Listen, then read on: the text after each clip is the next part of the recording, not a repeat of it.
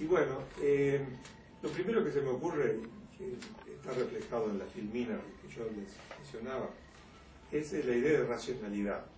O sea, las penas tienen que ser racionales. Racionales en el sentido de que, primero, que tienen que estar pensadas en el hombre que las va a sufrir, y obviamente el hombre tiene, primero que tiene una posibilidad de permanecer en el mundo por poco tiempo. Entonces parece absolutamente irracional, por ejemplo, el sistema español, donde uno ve que han condenado a un fulano a cumplir 149 años de prisión. Bueno, ese es un ejemplo de irracionalidad total. Matusalén vivió 845 años, pero 149 creo que nadie ha vivido, por lo menos en la etapa contemporánea. Las penas tienen que ser racionales, tienen que guardar un sentido de equilibrio, decía Carrara, un equilibrio de tipo matemático, entre el injusto y el castigo. Si las penas no guardan esa racionalidad, se transforman en consecuencias que también son inconstitucionales. Todos nosotros sabemos que nuestra Constitución Nacional, en la reforma del año 1994, ha incorporado el Pacto de San José de Costa Rica, y ese pacto dice que los países que han abolido la pena de muerte, él no puede reimplantarla. Nuestro país ha abolido la pena de muerte ya con el Código Penal del 21, quiere decir que no puede reimplantarla, y afortunadamente no la tiene como sanción en ninguna normativa, habiéndose también derogado el Código de Justicia Militar. Pero si una pena es exageradamente larga, esa pena no es racional. No es racional porque no cumple con lo que dice la Constitución, que el fin de la pena es reintegrar al hombre a la sociedad. Digo esto en materia del delito culposo para que advertir sobre el cuidado que hay que tener en cuanto a la sanción del hecho culposo. Hay evidentemente sucesos que ocasionan consecuencias gravísimas, fatales, plurales, pero siempre la infracción penal y la violación del deber de cuidado es una sola. Entonces se me ocurre que en materia de hecho culposo no puede haber penas excesivamente extensas, ni tampoco, a mi juicio, tendría que existir la necesidad de pena privativa de libertad en los hechos culposos, salvo aquellos gravemente injuriantes para el bien jurídico ajeno. Obviamente en este tema chocan, colinden, o por lo menos se buscan dos factores a considerar.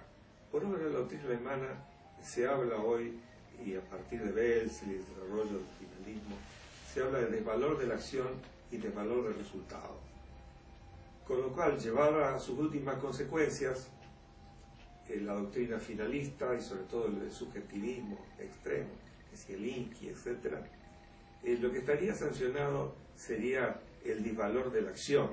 El resultado, como ustedes van a ver en su momento cuando yo explique el tema, parece ser para esta doctrina una condición objetiva de punibilidad.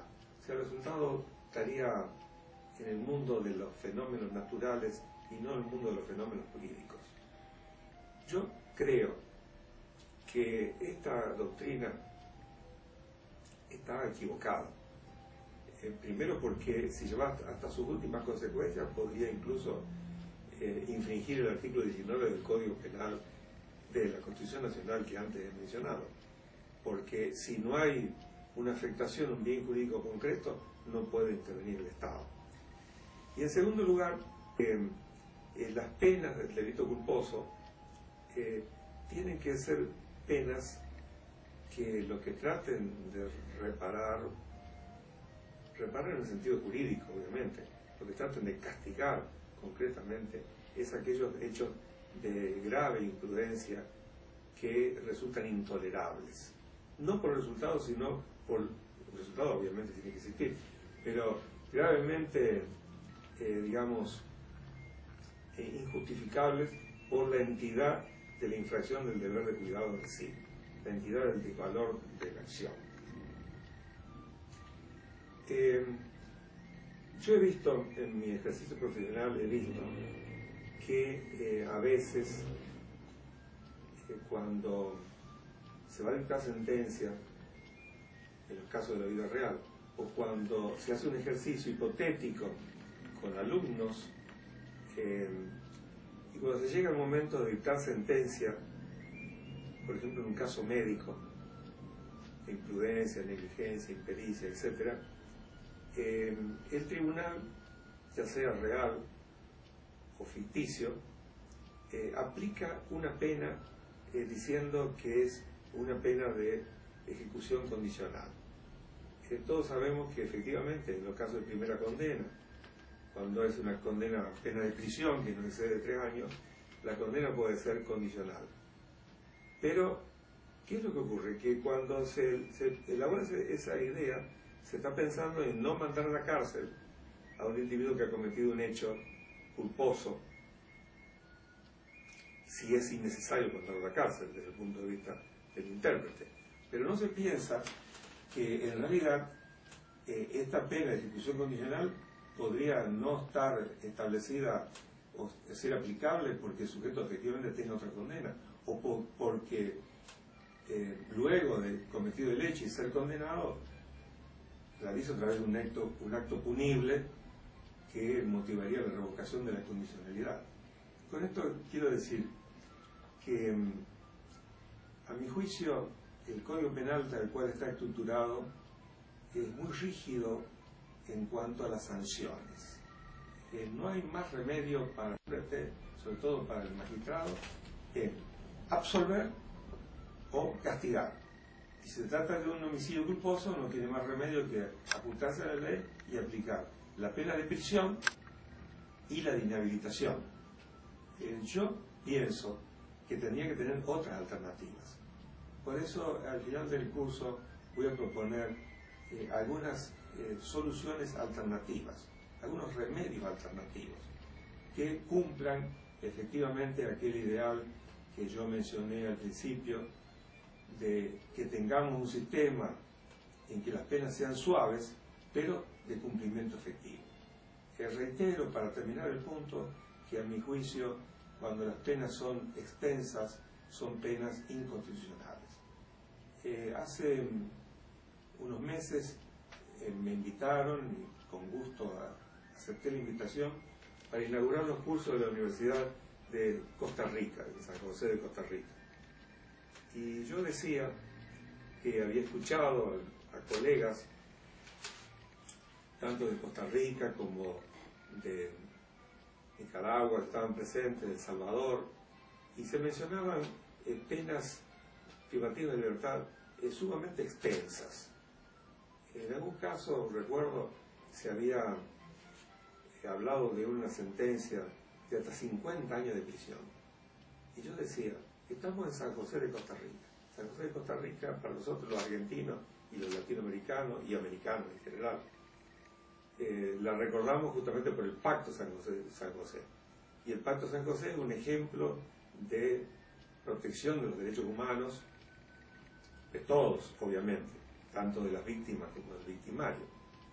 Y en ese Pacto San José de Costa Rica se suprimió la pena de muerte, como recordé hace un rato. Y digo, si alguien ha sido condenado a 50 años de prisión, en realidad se está contraviniendo el espíritu del Pacto San José de Costa Rica, porque un individuo condenado a 50 años de prisión preferiría que le den muerte y no tenerlo 50 años preso, pasando su vida entre 4 paredes. Como conclusión de este punto, trato de